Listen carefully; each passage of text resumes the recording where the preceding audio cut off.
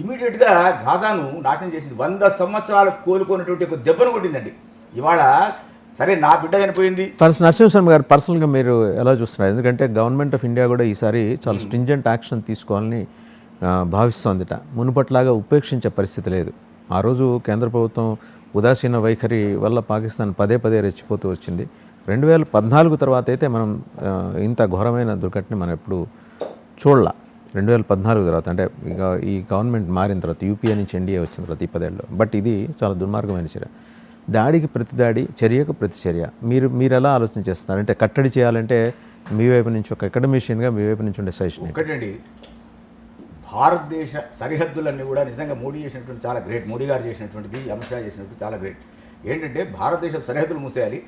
ఇప్పుడు ట్రంప్ ఏ విధంగా అయితే అమెరికా లోపల ఏరి పారేస్తున్నాడు, నిజంగా నేను ఐ విల్ అప్రిషియేట్ ట్రంప్. ఎందుకో తెలుసా, ఆయన దేశాన్ని కాపాడుకోవడానికి ఆయన చేస్తున్నాడండి. ఆయన ప్రజలకు సౌఖ్యం కోసం ఆయన చేస్తున్నాడు, తప్పేం లేదు అందులో. మన వాళ్ళు అంటున్నారు ట్రంప్ చేస్తున్నాడు. అక్కడ పోయి ఇల్లీగల్ యాక్టివిటీస్ చేస్తే ఇప్పుడు భారతదేశంలో హైదరాబాద్లో ఉన్నారండి. స్లీపర్ సెల్స్ ఎన్నో ఉన్నాయి. నేను అప్పుడు చెప్తున్నాను, ఇప్పుడు చెప్తున్నాను. నిజంగా దమ్ముంటే, గవర్నమెంట్ దమ్ముంటే సెర్చ్ చేయమని చెప్పండి, దొరుకుతారు. ఇక్కడ వాళ్ళకి ఆశ్రయం ఇవ్వకుండా హైదరాబాద్లో కానీ, కాశ్మీర్లో కానీ, బాంబేలో కానీ ఎక్కడ కూడా బాంబులు పెట్టలేడండి. వాడికి వెనకాల ఆశ్రయం ఇచ్చేటువంటి వాళ్ళు ఉన్న రోజులు భారతదేశం లోపల ఈ రావణ కాష్టం కాలుతూనే ఉంటుంది, ఈ అణుబాంబులు పేలుతూనే ఉంటాయి. అన్నిటికంటే ముఖ్యమైనటువంటిది మారణహోమం జరుగుతూనే ఉంటుంది. ఇది నిజంగా మీరు అడిగినటువంటి ప్రశ్నకి ఏంటంటే, మోడీ గారు యాక్షన్ ఎట్లా ఉండాలంటే విపరీతమైనటువంటి ఒక దెబ్బ కొట్టాలండి. గాజాని ఏ విధంగా అయితే నాశనం చేసిందో నిజంగా ఇజ్రాయెల్, ఆ విధంగా పాకిస్తాన్ చేస్తే కానీ మన భారతదేశం తీరుకు. ఇవాళ నాకు కలిగినటువంటి నష్టం వేరే వాళ్ళకి కలుగుద్దండి. సర్వే జనాః సుఖినో భవంతు, అందరూ హ్యాపీగా ఉండాలి. భారతదేశం సువిశాలమైనటువంటి ఒక దేశం, అందరికీ ఆశ్రయం ఇచ్చినటువంటి దేశం. దీంట్లో రక్తపాతం జరుగుతుంటే ఇక ప్రభుత్వాలు ఎందుకండి? మనం ఉట్టి కొట్లాడండి, అసెంబ్లీలో పార్లమెంట్లో కొట్టుకోవడానికి జనాల ప్రాణాలు పోతుంటే.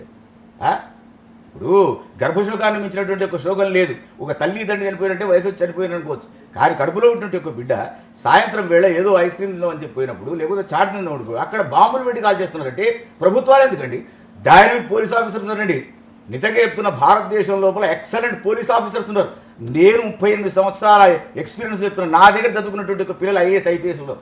నేను అప్పుడప్పుడు వాళ్ళని అడుగుతుంటాను, అరే దేశం కోసం పాటుపడండి. గురువుగారు మా చేతులు కట్టేశారు రాజకీయ నాయకులు అని చెప్తున్నారు. రాజకీయ నాయకులు మమ్మల్ని ఏం చేయలేకపోతున్నారని చెప్తున్నారు. నిజంగా చెప్పాలంటే పవర్స్ ఇవ్వండి, మిలిటరీ పవర్స్ ఇవ్వండి. మీ చేతిలో పెట్టుకోవాల్సిన అవసరం లేదండి. మీ వెనకాల ఫైళ్ళు పట్టుకొని తిరిగి ఐఏఎస్ ఐపీఎస్లు వాళ్ళు ఎంత కష్టపడతారండి.